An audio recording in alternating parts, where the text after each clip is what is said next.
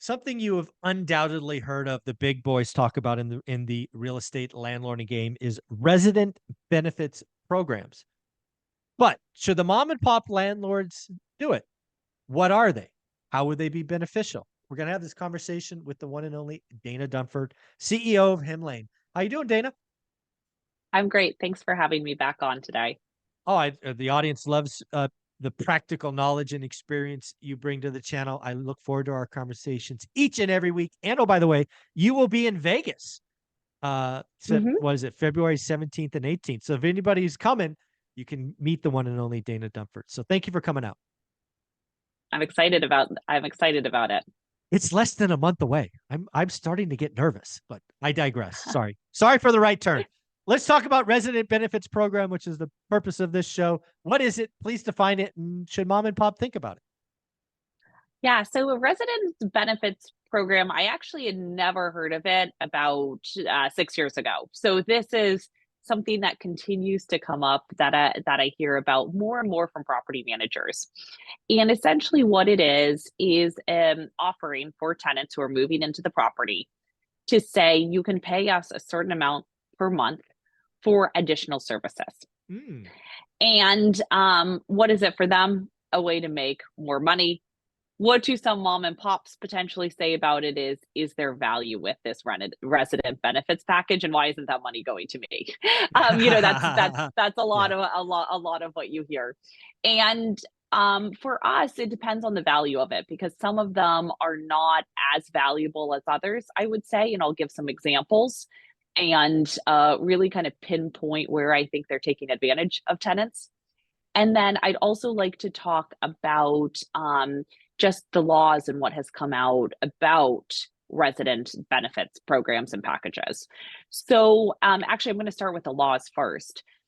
There were property managers and softwares that had resident benefits packages that actually required the resident to get it. So if ooh, you're a tenant and you were looking to move into a property, they'd be like, great. And now you pay us an additional $50 a month for our benefits program. That's illegal now in some states. And as for, it should be, as it in should my be, opinion, in obvious my opinion. reasons. Yeah.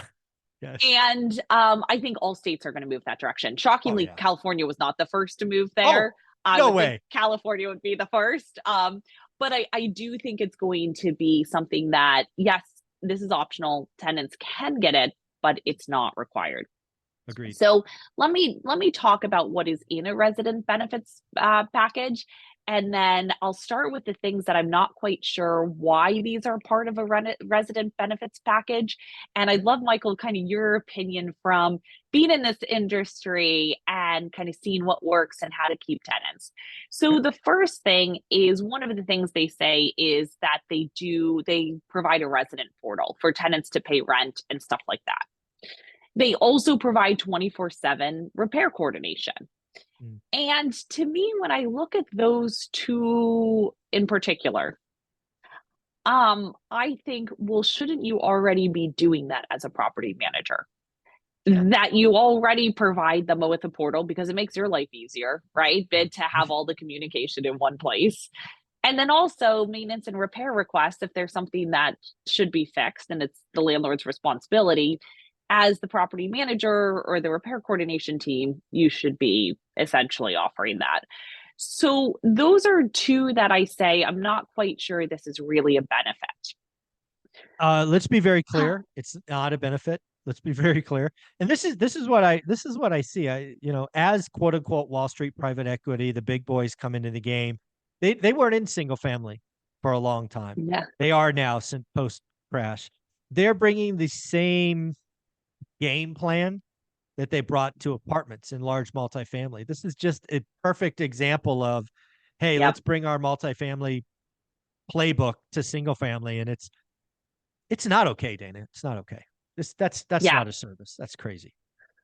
I totally agree. Totally agree. So those are the ones where I'm like not quite sure that these are valuable. And actually, it's just quite almost demeaning and offensive to like add those to a package. Yeah, yeah. Um, It's insulting. so totally. So where I do think there might be like a resident benefits package where you might be able to offer one to your tenants one example I've seen is credit building.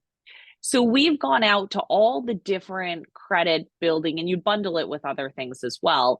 But we've gone out to all of these credit building programs. And what's really interesting is they charge the landlord to build the credit, to help their tenants build their credit.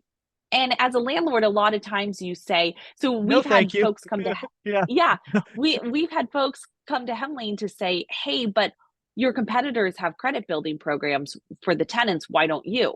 And I say, great. Did you see their terms of service and their cost? They charge you $10 a month to build your tenant's credit. Are you going to pay that? And then they're like, oh, I had no idea I had to pay for it. It was in such small fine Oops. print. Sorry. And so I do think, Wow. though, and when you think about what is beneficial for a tenant, if they're looking to buy a house or do something else, Yeah. credit building is a great one to say, okay, great. This is the fastest way to build credit because last time I Yeah. checked, this is your largest bill every month and it's And not it's part of your consistent. credit. Exactly. No, I agree. My hope is most mom and pop landlords just make it a pass through. So if it's $10, it's $10 as opposed to adding margin. But I Yeah. digress. One would hope. Yeah. Totally, totally. The other one could be renter's insurance. And the Yeah. reason I say that you would bundle renter's insurance with it is I think a lot of tenants don't understand like you need renter's insurance if something goes wrong, such as there's flooding or anything that gets damaged, the landlord's insurance is going to push back on you and say, we're only covering the landlord stuff. We are not covering yours. Correct. And we've also seen situations where, for example, let's just say the heat goes out and the technician goes on site, but it's emergency dispatch. They need to get some part. They can't come till the morning. You have space heaters. Your renter's insurance, a lot of tenants don't know this, will actually pay for your hotel a Oh, lot of the time. absolutely. And so those types of things, I think having some sort of education around, hey, you're about to move into this property. Here are different things that different types of programs that would be really helpful. I think these should definitely be part of them.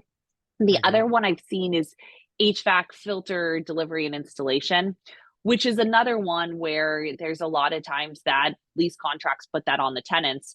I remember when I was a first time tenant, I had no idea how to change a filter. I also didn't know what a filter was. Yeah, And exactly. my I didn't landlord either. came I over and taught me that. So I yeah. think that's another really good one. There's also things like non-sufficient fee waivers, one-time late fee waivers, identity protection, but that seems kind of like a weird one to randomly toss in there. So anyway, I think there's ways to offer value with resident benefits Sure. programs.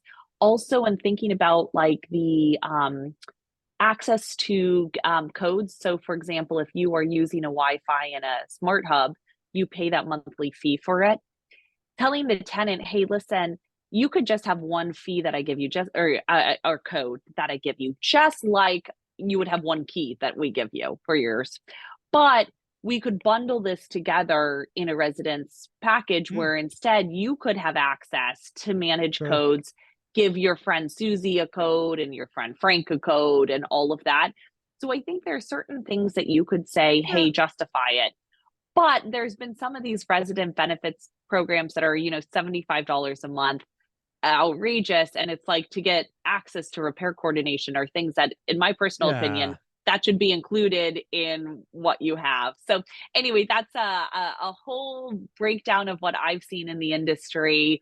And it will be really interesting because I think this is one of them that will continue to come up in the news to say, hey, what should landlords be doing and what shouldn't they be doing and what do they offer to tenants and what they shouldn't. Yeah. So Yeah, I think it's a wonderful conversation. Again, I think what we're seeing out there more and more is the big boys enter a new space. They're bringing their old mhm. rule book or playbook that I think doesn't really apply. It's kind of heavy-handed, and I'm glad that some of these states are making them illegal. I think it's atrocious that says here's the rent, and oh by the way, a $50 fee to use my technology. Are you freaking kidding me? Um, Yeah. Amazing conversation. If somebody wanted to go in and play with him, Lane, and practice being a landlord, where should we send them? Yeah, you can go to www.hemlane.com and just mention one rental at a time because you do get 20% off your first year and you can try us for free as well. Awesome. Thank you so much.